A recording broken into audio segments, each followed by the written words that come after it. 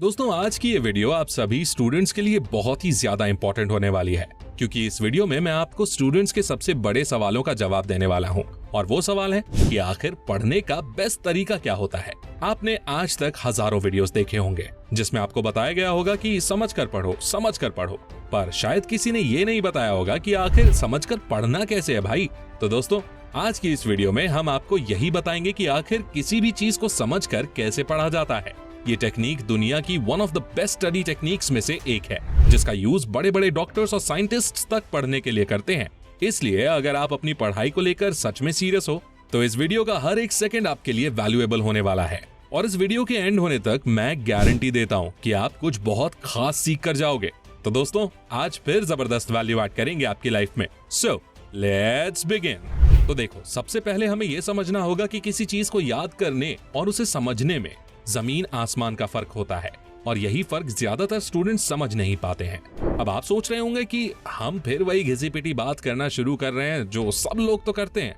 पर दोस्तों, जब तक आप याद करने और समझने के बीच का डिफरेंस नहीं समझोगे, तब तक आप किसी चीज को अच्छे से समझ ही नहीं पाओगे। और जब आप इन दोनों के बीच का डिफरेंस समझ जाओगे तो हमारी टेक्निक को भी आप आसानी से समझ जाओगे, क्योंकि उस टेक्निक का बेस इससे कनेक्टेड है। किसी चीज को याद करने और उसे समझने में बड़ा डिफरेंस ये होता है कि याद की हुई चीज आपको ज्यादा से ज्यादा 1 या 2 हफ्ते तक याद रहती है, पर जिस चीज को आप अच्छे से समझ जाते हो वो चीज आपको सालों तक याद रहती है।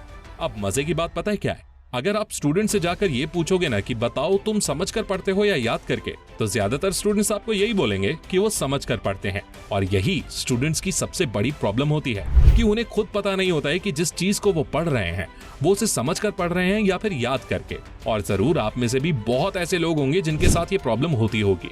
और ये प्रॉब्लम इसीलिए होती है क्योंकि हम जब किसी कॉन्सेप्ट या टॉपिक को पढ़ते हैं तो हमें उस समय के लिए ऐसा लगने लगता है कि वो चीज हमें समझ में आ गई है, पर जब आप उसी सेम चीज को 1 हफ्ते बाद देखोगे तो आपको फिर से उसे दोबारा समझने की जरूरत पड़ेगी।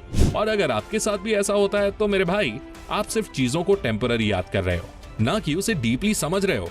और जब तक आप कॉन्सेप्ट को डीपली नहीं समझोगे तब तक आपको वो चीज ज्यादा दिनों तक याद नहीं रह पाएगी। चलिए, अब मैं आपको उस टेक्निक के बारे में बताता हूँ जिसका यूज करके आप किसी भी टॉपिक या चैप्टर को डीपली अच्छी तरह से समझ सकते हो। उस टेक्निक का नाम है फेनमैन टेक्निक। दोस्तों, आपको बता दूं कि ये technique Nobel prize winner physicist Richard Feynman ने डेवलप की थी, जिसका यूज करके वो कॉम्प्लेक्स से कॉम्प्लेक्स टॉपिक्स भी आसानी से समझ जाते थे।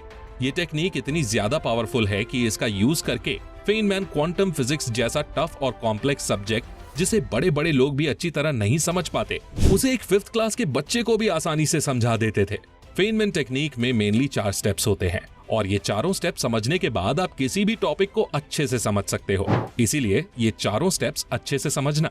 स्टेप नंबर 1, इसमें सबसे पहला स्टेप बोलता है कि आप अपना वो टॉपिक चूज करिए जिसे आपको अच्छी तरह से समझना है, और टॉपिक चूज करने के बाद आपको उस टॉपिक को अच्छी तरह समझना है। अब ये आपके ऊपर डिपेंड करता है कि आप बुक से समझना चाहते हो, किसी टीचर से समझना चाहते हो, या यूट्यूब से समझना चाहते हो। कुल मिलाकर आपको उस टॉपिक को जितना अच्छे से हो सके उतना अच्छे से समझ लेना है। फॉर एग्जाम्पल, मुझे साइंस का एक टॉपिक एटम्स एंड मॉलिक्यूल्स अच्छे से समझना है, तो सबसे पहले मैं इसे यूट्यूब पर सर्च करके वीडियोस देखूंगा या बुक्स पढ़ूंगा, जिससे कि मुझे इस टॉपिक के बारे में अच्छी तरह से आइडिया लग जाए कि इसमें क्या है और इसमें किस चीज के बारे में बात हो रही है। अब जब इस स्टेप में आपको वो टॉपिक अच्छी तरह समझ आ जाए तो आपको नेक्स्ट स्टेप में मूव करना है। Step number 2।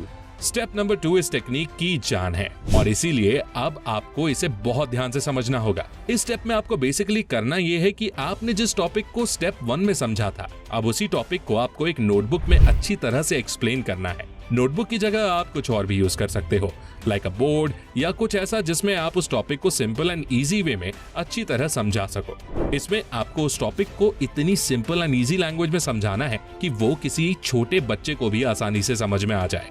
आपको समझाते वक्त किसी भी तरह के कॉम्प्लेक्स वर्ड्स का यूज नहीं करना है। सिंपली कहूं तो इस स्टेप में आपको खुद को एक टीचर की तरह इमेजिन करना है, जो उस टॉपिक को स्टूडेंट्स को सिंपल वे में समझा रहा हो। अब जिस तरह टीचर आपको एग्जाम्पल्स देकर समझाता है, ठीक उसी तरह आपको भी एग्जाम्पल्स देकर नोटबुक में लिखना है। इसे और भी बेटर बनाने के लिए आप खुद से क्वेश्चंस भी पूछ सकते हो, लाइक एटम्स एंड मॉलिक्यूल्स क्या होते हैं, आखिर इसे हम पढ़ क्यों रहे हैं, इसका साइंस में क्या रोल है। और इसी तरह बहुत से क्वेश्चंस जो एक स्टूडेंट के दिमाग में आते हैं, वो सभी क्वेश्चंस आपको खुद से पूछने हैं। और उसके बाद उसके आंसर नोटबुक में अच्छे से लिखने हैं। आप ट्राई करना कि आप जितना ज्यादा बोल कर समझा सको उतना अच्छा है। Step number 3। अब इस थर्ड स्टेप में आपका मेन फोकस गैप्स को ढूंढकर उन गैप्स को रिमूव करना होता है।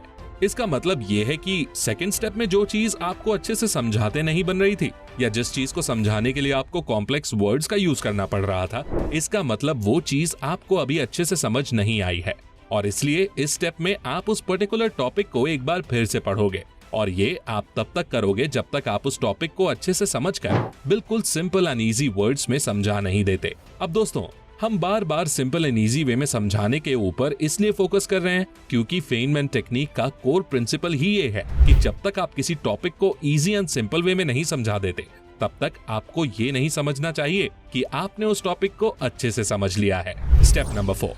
फोर्थ और लास्ट स्टेप में सिंपली आपको वो सभी टॉपिक्स और कॉन्सेप्ट्स जो आपने पढ़े और समझे थे और लास्ट और फाइनल टाइम फिर से समझाने हैं। और इस स्टेप में अगर हो सके तो आप उस टॉपिक को किसी 4th या 5th क्लास के बच्चे को समझा कर देखो। अगर उस बच्चे को आपने टॉपिक समझा दिया तो इसका मतलब आपने उस टॉपिक को अच्छे से समझ लिया है और अब आप उससे सालों तक नहीं भूलने वाले।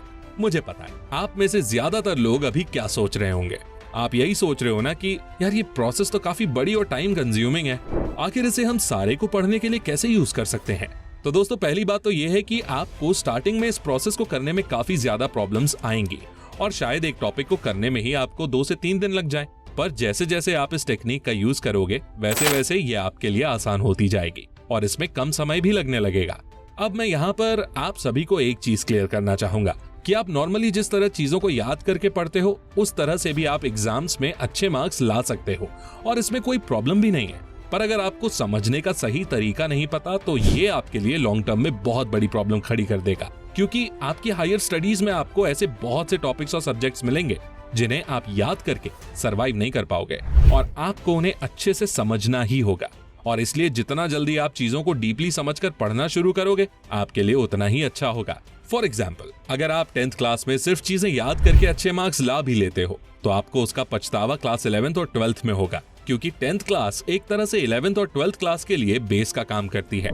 तो दोस्तों, आई होप आपको ये इन्फॉर्मेटिव वीडियो जरूर पसंद आई होगी। अगर आपको इस वीडियो से कुछ भी सीखने को मिला हो तो गुरु दक्षिणा के रूप में इस वीडियो को लाइक जरूर कर देना। मैं मिलता हूँ आपसे नेक्स्ट वीडियो में, तब तक के लिए take care, love you all and all the best.